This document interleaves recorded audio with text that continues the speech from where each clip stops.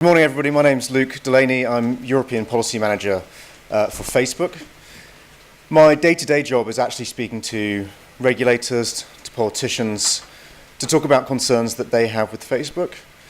But over the last year or so, my job has increasingly turned to some of our more complicated advertising models, explaining some of our privacy settings and things that we're baking in from kind of early doors into our products, concepts like privacy by design, working first of all through those with our data protection regulators, for example, but then actually I find myself talking to a lot of legal teams of companies to explain to them why not only is our advertising platform very good for marketeers, but also from a policy perspective, one of the safest places to make sure you're reaching your intended audience and making sure you're not reaching people who you don't want to be, which is becoming an increasingly kind of vibrant debate at the moment, not just around things like alcohol and tobacco or gambling, but also around things like high fat, salt, sugar foods and excluding children from your audience.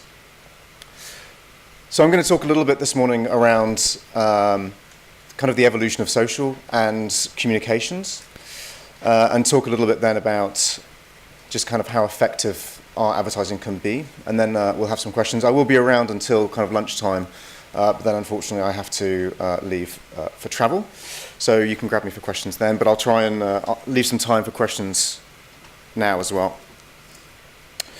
So, as has already been alluded to this morning, the web has changed.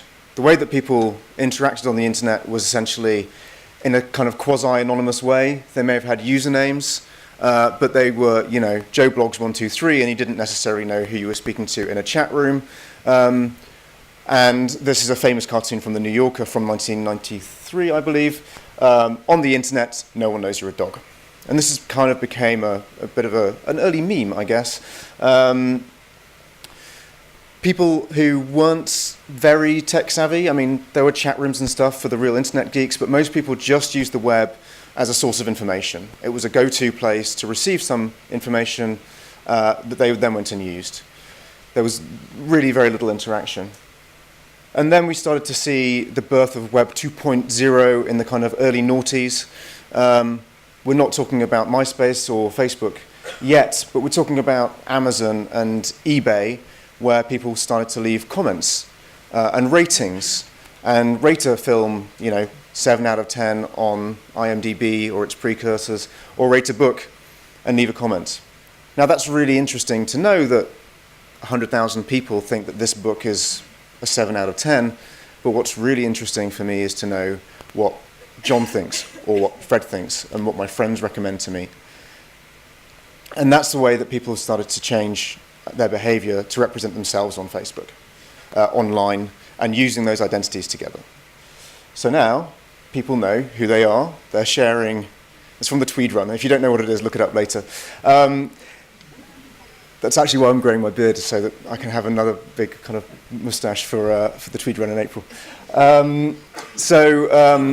You see, people are sharing using their real identities, and that's because they derive value from it. I know who I'm talking to. I know that these are my friends. I can identify who they are. When they make a referral to a book, a film, it's authentic. I know who they are. That adds value to me to know who I'm sharing with. And people are sharing sometimes their breakfast and sometimes oversharing, but it's human to share with your friends. When it comes to marketeers and marketing, what the marketing team tell me is that the mission is to generate for you guys word of mouth at scale. Word of mouth is that personal recommendation that tells me, actually, not only do I know that this person thinks it's good, but that gives me a lot of context because I know who that person is. And people are doing it on a massive scale. So this is not just a pretty map, this is a map of Facebook connections. We have, as you'll probably know, over 1 billion users on Facebook. I believe it's 2.5 billion pieces of content are created per day, 5 billion shares. That generates 170 billion newsfeed stories. So the amount of communication is just staggering. I have to pinch myself when I kind of try and calculate or try and imagine in my mind the kind of computing power and the engineering resource that goes into over 1 billion people having a unique experience every time they log into a website. We have about 4,500 employees globally. That's like a tenth of the size of the next kind of household social, internet names. So we're managing to create one global platform that does all this for everybody. Every time you log into Facebook, the things that you see, your friend list, those adverts, those stories are unique to you. Every time you click refresh, it's unique to you. And that I find just amazing. It's incredibly tangible, in fact, as well, because you feel like you are connecting with the people and the things that you care about. And it's not just people sharing their breakfast and throwing sheep at each other, or putting pictures of themselves with stupid mustaches for their friends to see. It adds real value. It adds real value to the British economy, to the European economy, and to the global economy. Just about a year ago, we published a study that we commissioned Deloitte to do to look at, well, what is the value of Facebook to the economy? And they concluded that Facebook helped enable 32 billion euros of revenue with a 15.2 billion euros of impact, and responsible for 232,000 jobs. Some of those jobs may be people who are sitting in this room right now, but they're also app developers, they're creatives, they're people who are designing products, apps, tools to use social media. But it's also things like the guys in Edinburgh who are selling those onesie suits, who saw them in China, or I think it was China when they went on holiday. Morph suits, that's the one. They saw these morph suits when they went on holiday, and they pretty much started the morph suit revolution. We now see them on stag do's and hen nights, and people who really shouldn't be wearing them. But we see them at music festivals all over the place. And that was because these guys saw them, they started importing them, and they found a platform that was cheap, that distributed massively, and suddenly they have an extremely successful business off the back of it. That's where that's the kind of money we're talking about when we're talking about these numbers. We're not talking about how many people Facebook employs or our revenues. And it's going mobile. So we have over 1 billion users. Over 600 million of those are mobile monthly active users. And we've just passed the tipping point where we see more active use on mobile globally than we do on desktop. And it's the businessman, it's the mum, it's the kids in Africa or Asia or wherever. The way that people are finding people to connect with, they're finding the things that they're interested in, they're finding the things that they like and want to share through their phone. It's with them 24/7 most of the time. It's always on, and we are thinking mobile first. We're a mobile first company now. So you'll have seen a huge amount of investment in our applications, for example, things like mobile newsfeed that you can now get your ads into, because we know that that's the way that people are beginning to interact more.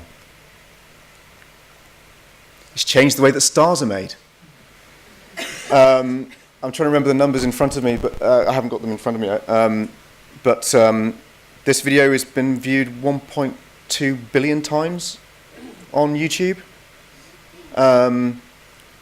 A slightly random South Korean guy who actually made a rather anti-Western song once still found global fame through his catchy song and dance moves that you can now see the Formula One people are using. It's changed the way that people interact with sports. The Olympics was massive on social media. Massive because I was writing to my friends about the events that I was watching and giving commentary on the things that I cared about.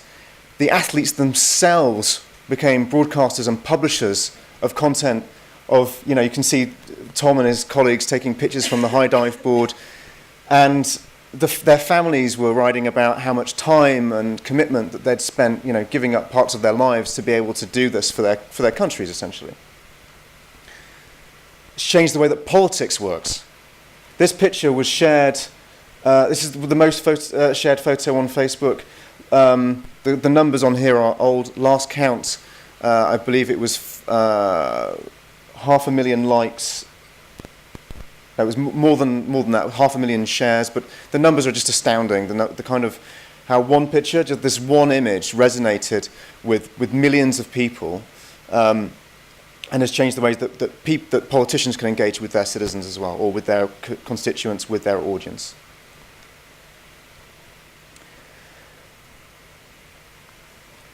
I use Facebook because I want to see what my friends are doing, and I want to engage with them. But the reason why you're here is also because I want to engage with brands, with products, and things that I identify myself with as well, actually. I don't necessarily identify myself with Heinz and Kit Kat so much, but it's things that people do care about and engage with. And I'll talk a little bit about the kind of content that we think companies should be producing in order to help them engage with their audience. So we've seen three kind of shifts in communication that social media or Facebook has helped create. Of course, I'm promoting the social media aspect of everything, but it doesn't mean that I'm saying that traditional media is dead. There are plenty of fantastic examples of kind of multi-platform platforms, but we've really seen this shift happen with many, many brands.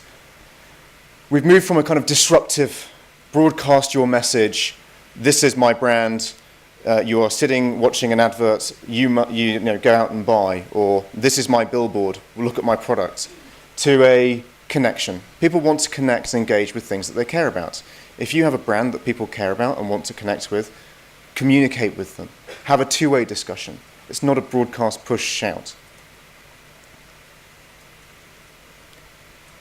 I read a statistic actually that up until 2003 there was something like 5 billion terabytes of content had ever been produced in the whole wide world, and that by the end of this year we'll be producing the same amount of content every 3 days, I think. So how are you supposed to find everything that you want to find? You can't necessarily know what your friends are thinking or what they like. People are moving from a search, I'm just going to look for a piece of information about a product, to discovery. To discover things socially, discovering things organically. And yes, we still have those conversations down the pub, or at a coffee morning, or with our friends standing at the school gates. But we can also do this at scale with my average of 130 friends. And discovery is becoming increasingly important to people. I find it incredibly helpful. So I have a Netflix account. You've probably seen, they do a huge amount of TV advertising. But what really got me onto Netflix was seeing recommendations from friends through Facebook. They've just watched Green Wing, series that had completely missed me. But friends were watching it again, they were rating it, they were writing comments on it, and suddenly I have a personal recommendation for a product on a service that I've discovered essentially organically. And we've moved from a very kind of heavyweight necessary. The starting point for many campaigns has been a year and a half of planning, huge amounts of money behind it, many hours spent. But now you can be incredibly nimble, incredibly lightweight.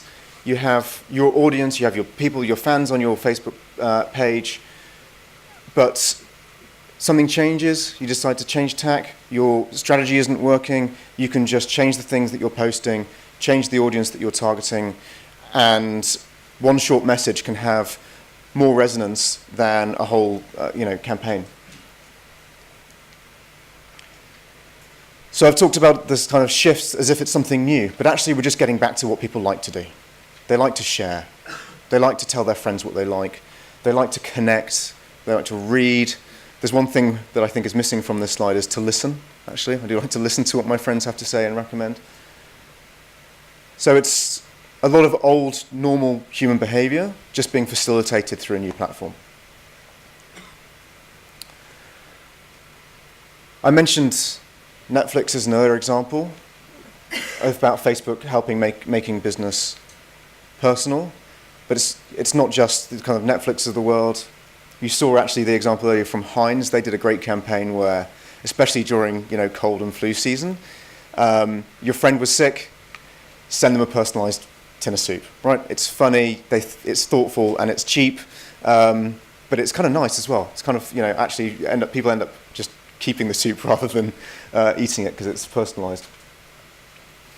I mentioned Netflix, but Amazon as well. People creating their wish lists of presents. It's taking the kind of the wedding list model, but just applying it to everyday things. I can see my friends on Amazon, what do they like, what have they been looking at. I've got a wish list of things, from Nikon. I like photography, so I've got all these little bits and bobs that I've got on my wish list, and I'm hoping that for my birthday, maybe some of my friends will buy some of those things for me. So some ideas around social, what kind of things can be helpful? I mean, a lot of these things are things you'd think about in old media as well as new. And I think there is actually an increasing blurring of the lines between the two, which I'm sure someone will talk about later. So publishing. Publishing is a big word that means books and newspapers, but it can also mean just making that right post on your page, making sure it reaches the right audience, and or it could be a photo, or it could be a story, or it could be an application for that you're launching a promotional. Campaigns are huge as well. It's another big word. People kind of immediately daunted by it, but small little seeded things throughout your social media strategy also can relate to your campaigns. Evergreen, it's always on. You can constantly push out messages at a very low friction and reach people who have connected with your brand. And systems, so this is probably particularly interesting for this audience. Is what I mean by that is things like applications, running your promotions through an application that feeds back to your page, getting people socially involved. It could be, people checking into an app, people checking in that they've come to the DoubleTree to a conference, and then they'll get a free, dongle at the end, or something like that. So some ideas for kind of creativity on Facebook and what could be helpful when you're thinking about how to succeed in your social media strategy. First of all, find your voice. Right? Who do you want to be? What is your brand? What do you actually want to say? So many people think, oh, I can do social media, it's easy, and then they end up posting lots of kind of cat videos, which are wonderful and cute, and probably the most popular thing ever shared ever in the history of mankind, amazingly. But it may not be the voice of your brand. So that speaks directly to the first point: is be authentic. Don't start sharing, fluffy cat videos if you're actually a fur trade company. Be authentic. This is a great example of the Grey Poupon, sharing good taste. They're all about good taste and share things around that. Now, if a story breaks somewhere else that they think they'll jump on the back of, people are going to go, oh God, what have you done? Why have you diluted your brand? Why have you changed to say something about something that's really not relevant just because you think it's going to be popular? And people smell inauthenticity. People smell, this is being recorded, I won't say what I was going to say, a long way away. You can be useful. This is one I found lots of uses for. Makeup tips. Max Factor's great, right? Not only do they have a product that they want to tell people about, but how to use it. People engage with it.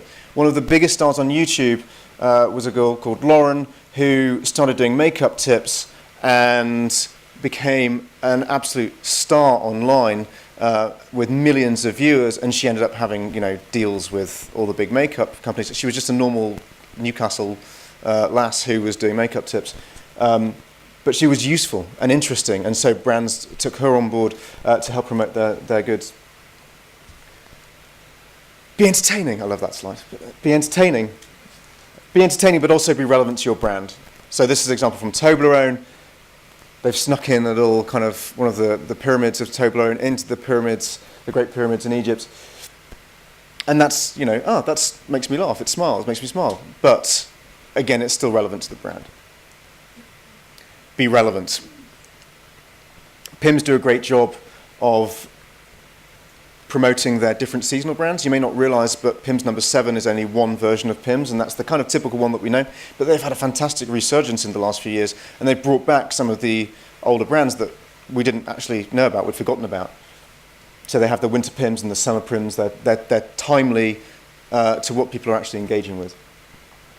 Timely. My God, this is seamless. Oreo have done a fantastic job, actually, as well, of creating things that are interesting, timely, entertaining. So you can see on the left 150 years of the Tube, Bastille Day, and something about a T-shirt. There was a panda there last time I looked. But they did, when the Edinburgh Zoo panda was born, they made one that looked like a panda. Again, it's interesting. It's got their product right in the middle of it, and it's fun, and people shared it. Oop. And listen. I would probably just leave this one up. A lot of people are scared about user feedback, scared about hearing things back from their consumers, and that can put a lot of people off. And I know someone will be talking about risk later on this afternoon, but you can use this feedback in really lots of interesting ways. So the way that KitKat have done this is they had 4 different interesting flavors that they were trialing with people. So they use that as a direct feedback mechanism. Which one do you like the most? Or which one would you like to try the most? But we also actually see that brands who are brave enough to dedicate the resource to looking at what is consumer feedback, the people who do listen, the ones who do adapt and change, are the ones who are going to succeed for longer. That's something that we have to do also constantly, especially in a kind of fast-moving and faster-moving world. And maybe the 20-year loop will shorten as technology moves faster, is you have to listen and you have to adapt and change because you don't want to be the new MySpace. So be authentic, be useful, be entertaining, be relevant, be timely, and listen, because this is what you're competing against. Actually, in the newsfeed, you're not necessarily competing against other people's brands, or you're competing for people's time and their baby pictures and their entertaining posts. I'll just let you read that. I love that one. It's from my colleague Paul. And of course, you can reach people everywhere across the different platforms, on mobile, on tablet, on desktop. But it's really everywhere that people are going. And in this country, I think we have now 33 million monthly active users. So if you want to find a media to reach over half the country in one go, it's there. So this is where I'm going to do a little bit of my policy lobby. So these are actually slides, of course, from our marketing guys who look at the efficiency of targeting on Facebook and what kind of cost savings that can mean to an advertiser or to a marketer. So these are studies from October last year looking at, I believe it was women aged 25 to 35 in the US with a campaign, and looking at just how successful were we at actually reaching the people who we were targeting. If you have a broad campaign that you're broadly guessing at, well, the online average is fairly good, but Facebook's is a lot better. And if you really want to target a specific demographic, Facebook is even better than kind of online by a multiple of 3. So what does that actually mean when you're talking to your marketing officers or to your clients, and they're saying, "Ooh, not sure we should be online. Aren't lots of kids on there who, we read in the press every day about kids seeing lots of alcohol stuff on the internet and kids seeing lots of gambling stuff on the internet. Let's just not go there yet." If you look at how well you can target, you can also look at how well you're excluding.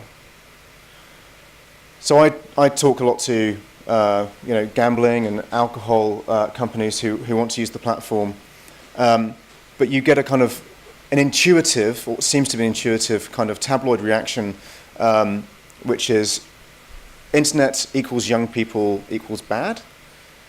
But actually, because we at Facebook know who our audience is, because we know who the users are, advertising on Facebook means that you can exclude those people as well. So again, actually, when you're talking about high fat, salt, sugar things, and where is the responsible place to put your advert? Is it on TV, for example? Well, you think, okay, well then I should only do it in the evenings, but then actually, I don't think I've ever sat down in the last 6 months to a year to watch a live program. Everything I watch is on my DVR.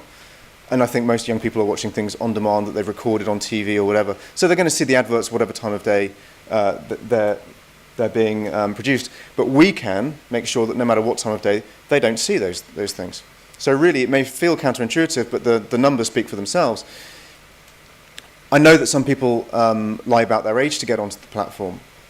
But again, the numbers speak for themselves. When you have an audience of 32 million, and maybe there are some young people who have lied about their age, the chance of your audience actually being those people who have lied about their age reduces to a matter of percentage. So, yes, you have massive cost savings, but I'm not the marketing guy, so I'll just skip through that. So it may sound like when I'm talking about hundreds of millions of users globally and all this kind of content that it's like you're trying to find this needle in a haystack of how do I find that one person? But because we have such great targeting tools, we have great insight tools for you to help hone your message, it's actually more like a haystack of needles, and you just have to decide which ones you want to pick, and you can find those people through our marketing tools. And again, this is a poster that we have kind of all the way through our kind of business, and our thought is this journey is 1% finished. We've connected, I think, 18% of the world on the platform, but things are constantly changing. And I know that sometimes that can lead to frustration because we move very quickly, we try and adapt and change, and it can be hard to keep up. And that's actually why it's been a pleasure to work with the IPM on helping them with the promotions guidance on Facebook. For us, of course, we have, as I said, we have a very small team of people really globally for the kind of operations that we have.